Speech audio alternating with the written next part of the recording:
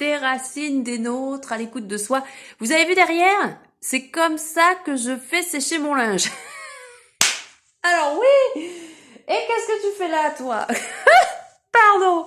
Alors voilà, une prise de décision, exactement. En tant que femme, on peut aussi avoir des idées. On peut aussi réfléchir à différentes choses, mais je vais le laisser, tant pis. Donc aujourd'hui, quel est le sujet du jour? Alors déjà, j'ai eu une petite semaine d'absence, enfin j'ai eu quelques temps d'absence, parce que j'avais des choses à régler, et les choses bougent, et Angélique, elle bouge avec la lune, avec les saisons, et là, on est sur l'automne, alors petite mine un petit peu, et puis voilà, on met en place les énergies de l'automne, alors on reste enfermé dans son intérieur, autant dans son intérieur que dans son propre intérieur, et donc du coup, on planifie un peu les choses, ça met plus de temps à se mettre en place, mais c'est pas grave. Mais c'est pas grave. Donc ce matin, j'ai demandé à mes petits copains quel sujet est-ce qu'on aborde cette semaine à l'écrit, parce que j'écris sur Instagram des petits posts de temps en temps pour voilà, pour que les gens puissent un petit peu découvrir mon travail.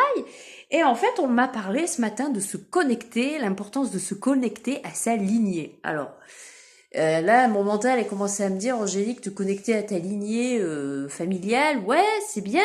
Et après, mais c'était pas du tout ça. C'est pas du tout ça. Il y a quelque chose qui s'est installé en moi il y a quelques jours, et je me suis dit, Angélique, c'est bien plus important que ça. Donc là, le message que j'ai reçu, je l'ai reçu par une carte. Et sur la carte, le dessin de la carte, c'est un esprit aigle, c'est un esprit amérindien. Et du coup, je me suis dit, mais Angélique, c'est beaucoup plus que se connecter à sa lignée familiale, c'est se connecter à ses lignées féminines. Excusez-moi, messieurs, aujourd'hui, je parle du féminin. Je pense qu'on va parler toute la semaine de la féminine. Et donc, l'importance de se connecter à cette lignée de femmes, oui, mesdames, cette lignée de femmes totalement indépendante, totalement courageuse, totalement intelligente, autonome, forte, sage dans tout un tas de domaines. Alors, il n'y a pas de place ici pour un discours féministe. On prend la porte, s'il vous plaît, mais simplement un regard, un point de vue, voilà, sur l'importance de se connecter à cette lignée féminine pour avancer en tant que femme, en tant que féminine dans ce monde dans lequel on vit. Quand même, on peut dire ce que l'on veut, ayant un petit peu été dans le milieu du patriarcat, et encore où l'homme est très présent dans tout ce qu'on peut décider dans sa vie, dans tout ce qu'on peut décider dans tout. Il y a des croyances, il y a des valeurs qui nous ont été données depuis qu'on est enfant. Sur l'homme a toujours l'ascendance sur la femme. On n'est pas dans un discours féministe, mais simplement dans une prise de conscience qu'effectivement, ce genre de discours a été donné par la religion, a été donné par énormément de croyances limitantes qui ont été données de génération en génération. Et donc, ce que je voulais vraiment partager avec vous, c'est que on a enfin pris conscience, il y a quand même quelque temps, que la femme, la féminine des premiers peuples, n'était pas qu'une pauvre femme qui ne savait rien faire et qui était dans la grotte, qui faisait le ménage ou la cuisine, ou qui... Non, la féminine en tant que femme à l'époque des premiers hommes, à l'époque des premiers peuples, était, je pense, et d'après ce qu'on a pu comprendre ces derniers temps au niveau des recherches qui ont été faites par les scientifiques et les archéologues, était une femme forte, une femme qui avait une certaine puissance, qui avait un certain respect, qui dégageait une certaine énergie. Et je vous encourage en aparté à regarder le reportage que Science Grand Format a fait sur Lady Sapiens, qui, merci, est un reportage d'une grande beauté et qui montre la féminine, mesdames. Oui, la féminine dans toute sa splendeur. Et quand j'ai vu ce reportage, je me suis dit, Angélique, c'est pas pour rien que ce reportage te plaît comme ça et te vient dans la figure comme ça, c'est qu'il y a quelque chose à faire avec ça. Et ce reportage m'a montré que déjà, Lady Sapiens, et en tant que femme des premiers peuples, les femmes étaient très respectées, les femmes étaient très intelligentes, et ne fonctionnait pas du tout, la communauté en elle-même, je pense, ne fonctionnait pas du tout comme la nôtre fonctionne aujourd'hui. Donc aujourd'hui, on nous dit que nous sommes des gens évolués. Moi, j'ai quand même l'impression qu'on est dans un schéma de régression sur certains points. Et je pense que les femmes ne prennent pas assez leur place aujourd'hui. C'est pas facile, vous me direz, je suis complètement d'accord, à prendre sa place sur différentes choses, dans différents domaines. Il y a toujours des si, des si et des si. Ça, je peux tout à fait le comprendre, parce qu'il y a aussi des peurs qui sont là, qui sont inscrites depuis longtemps dans l'énergie des féminines, qui fait que les féminines ont du mal à prendre leur place, ont du mal ou se sentent freinées dans certaines choses. Et moi, je me suis dit que si Lady Sapiens a réussi, avec sa peau de bête sur le dos, à mettre un enfant au monde d'une certaine manière, à trouver sa place au milieu de son peuple, a réussi peut-être à un moment donné à amener une forme de respect, à amener une médecine, à amener un point de vue, peut-être certainement à être présente dans les prises de décision, à se faire respecter. Si c'est arrivé une fois, c'est que ça peut arriver par la suite. Et que je pense que ces gens-là avaient à l'époque une intelligence et une façon de percevoir le monde qui n'était pas du tout comme la nôtre, et surtout qui n'avait pas autant d'influence que nous avons aujourd'hui. Les hommes des premiers peuples n'avaient pas les connexions que nous avons aujourd'hui. Ils avaient des connexions plus communes avec la nature, avec le macrocosme, avec le microcosme, et ce qui faisait que ce sont des gens qui, aujourd'hui, je comprends complètement, hein, qu'ils aient compris, ils comprenaient des choses beaucoup plus que nous, j'ai l'impression. Ils avaient une autre vision de l'enfantement, ils avaient une autre vision de la conception de la famille, j'en reste convaincue. Et même si tout le monde peut s'imaginer que c'était des gens qui se mettaient en couple avec un tel et un tel d'une même tribu, apparemment, visiblement, d'après ce qu'ont dit les scientifiques, c'est faux. C'est-à-dire que ce sont des gens qui avaient compris la consanguinité, qui avaient compris que on ne pouvait pas faire ce que l'on voulait. Par rapport au mariage des racines, je pense qu'ils avaient dû comprendre qu'il fallait pas faire frères et sœurs ensemble et papa maman avec les enfants. Enfin, il y avait quelque chose comme ça. Contrairement après, quand on va sur les autres générations, sur les autres civilisations, comme les civilisations égyptiennes, où eux, par contre, ou même en France, on l'a eu fait aussi par l'époque plus contemporaine, où visiblement il fallait rester tous ensemble dans la même fratrie et être frères et sœurs, faire des enfants ensemble pour pouvoir soi-disant conserver un sang pur, ce qui fait que ce pauvre Toutankhamon s'est retrouvé avec un pied à l'envers, un pied beau, et voilà. Et il y a des lignées qui n'ont pas pu aller plus loin que ça, parce que justement, il y avait une incompréhension, une peur de ne pas être assez pur, et une peur de tout un tas de choses. Et une fois de plus, des peurs et des croyances ont été mis en avant et ont été mis en place, et ont été mis au goût du jour pour, une fois de plus, rester dans un schéma de contrôle. Et aujourd'hui, les féminines, elles peuvent récupérer leur pouvoir, j'en reste convaincue. On peut rentrer en connexion avec sa lignée, qui n'est pas forcément la lignée que transgénérationnelle, hein. Ce n'est pas que la lignée des femmes de votre famille. Aujourd'hui, je m'adresse aux féminines, une fois de plus, je le répète. Mais je pense qu'il faut essayer, pour les gens que ça intéresse, pour les gens qui sont dans cette ouverture de conscience, dans cette ouverture de récupérer une forme de pouvoir personnel en tant que femme.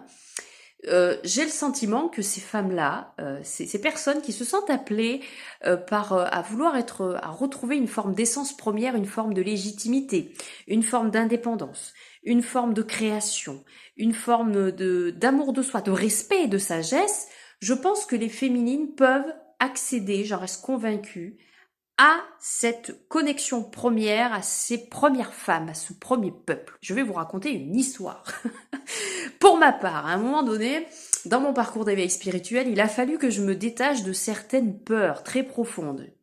J'ai pas encore fini de me dégager de certaines peurs, mais là, celle-là, je sentais vraiment que c'était des peurs qui allaient loin, qui allaient chercher loin, et que c'était des peurs qui ne m'appartenaient pas, qui appartenaient à ma lignée féminine. Et là, vraiment, j'ai été assez impressionnée de ce que j'ai pu percevoir, et j'ai réussi, par je ne sais quel moyen, mais je pense que ça devait être ma capacité, à rentrer en contact avec ces peurs féminines qu'il y avait au fond de moi, donc ces femmes maltraitées, ces femmes soumises, ces femmes, toute cette lignée de femmes. Alors c'était vraiment des femmes qui venaient même d'autres, je pense qu'il y avait aussi du karmique là-dedans, puisque je suis rentrée en connexion avec des femmes d'autres tribus, alors que moi je ne suis pas forcément, enfin on ne sait pas forcément d'où l'on vient, mais voilà, je suis vraiment rentrée en contact avec différentes femmes des quatre horizons, des quatre directions même je dirais, et du coup par le chakra du cœur, j'ai réussi par un rituel et par une méditation avec beaucoup de visualisation à libérer toutes ces mémoires de femmes qui ont été soumises, battues,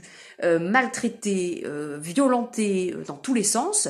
Alors, je ne parle pas des femmes de ma famille terrestre, je parle de lignée complète de mon énergie, de ma vibration, de ces féminines-là. Et j'ai réussi à rentrer en contact avec ces féminines-là et à pouvoir libérer ce cœur. Et à partir du moment où j'ai pu libérer ce cœur, je me suis sentie affranchie de certaines soumissions par rapport aux autres hommes. Aux hommes en général sur Terre dans cette incarnation-là, ce qui fait qu'aujourd'hui, j'ai plus d'assurance face aux hommes, j'ai plus d'envie de retrouver encore plus cette liberté alors pas dans le sens de quel bois je me chauffe, hein, pas dans ce sens-là, mais dans le sens du respect de mes idées, du respect de ma position, du respect de moi-même.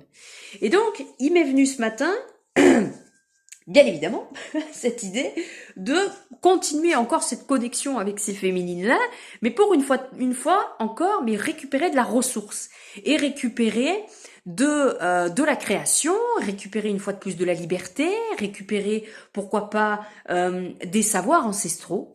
Et je reste convaincue par le voyage chamanique et par des rituels et par des cérémonies. Vous pouvez peut-être essayer vous aussi de votre côté.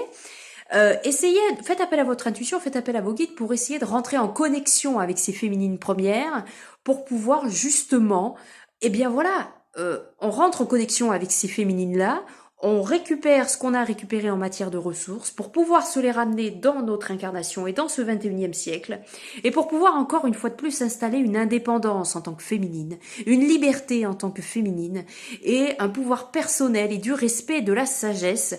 Et là, j'ai plein d'images qui me viennent. Et je pense que c'est possible de pouvoir récupérer tous ces bagages-là ancestraux qui ont existé il y a très longtemps. Alors c'était des milliards d'années, je sais, mais si ça existait, c'est que c'est possible une fois de plus d'être remis en avant, parce que j'ai l'impression que encore aujourd'hui, ça va être dur de libérer les féminines. Il y a encore des pays dans le monde où la féminine est, vous l'auriez compris, malheureusement bafouée. Et je reste convaincue que la féminine en elle-même et l'énergie du féminin, vous aussi messieurs, connectez-vous à l'énergie du féminin. L'énergie du féminin peut libérer énormément de choses dans notre incarnation aujourd'hui. Il faut avoir confiance en cette énergie féminine. Faites des recherches sur les énergies du féminin. Je vais moi-même poster sur Instagram et sur Facebook un écrit sur l'énergie du féminin, sur la manière avec laquelle se connecter à cette énergie féminine, pour pouvoir récupérer ce pouvoir créateur et ce pouvoir libérateur, pour pouvoir encore un petit peu plus être indépendante et autonome dans son propre féminin et dans sa vie courante de tous les jours, pour pouvoir s'installer encore plus en tant qu'être de lumière indépendant. Voilà. Donc cette petite vidéo est terminée. Je vais m'affairer parce que là j'ai mes guides qui me disent Angélique, t'as des choses à écrire. Donc nous allons aller écrire un petit peu sur les énergies du féminin.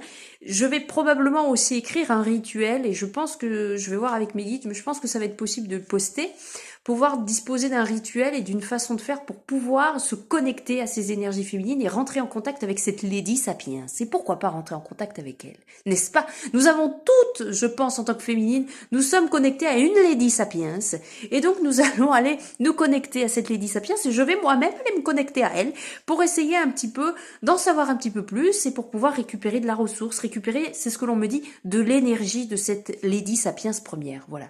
Je vous souhaite une belle journée ensoleillée et de méditer un petit peu sur cette énergie du féminin. Accueillons tous ensemble ce féminin auprès de nous. Je vous souhaite une belle journée et je vous dis à très bientôt pour un autre post. Ciao, ciao!